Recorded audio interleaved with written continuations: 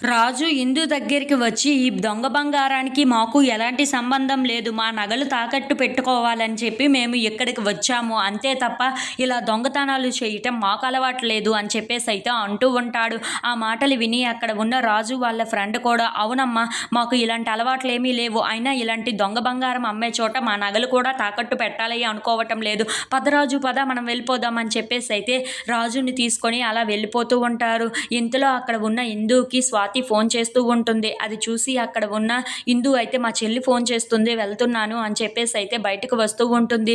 "ఏంటి ఈ టైంలో ఫోన్ చేశావు? అయినా నేను ఇంటర్వ్యూ నుండి వచ్చిన తర్వాత, ఇంటికి వచ్చిన తర్వాత ఏం ఏం జరిగిందో చెప్తాను అన్నాను కదా, అంతవరకు ఆగలేకపోతున్నావా" అని చెప్పేసి అయితే ఇందు అడుగుతూ ఉంటుంది. ఆ మాటలు విని అక్కడ ఉన్న స్వాతి అయితే, "నేను నీకు ఆ విషయం అడగడానికి ఫోన్ చేయలేదు. ఇప్పుడు నీ మీద ఇంట్లో ఉన్న వాళ్ళందరూ ఒక నింద వేసి అది నువ్వే చేశావు అని అనేంచే విధంగా చేస్తున్నారు" అని చెప్పేసి అయితే అంటూ ఉంటుంది.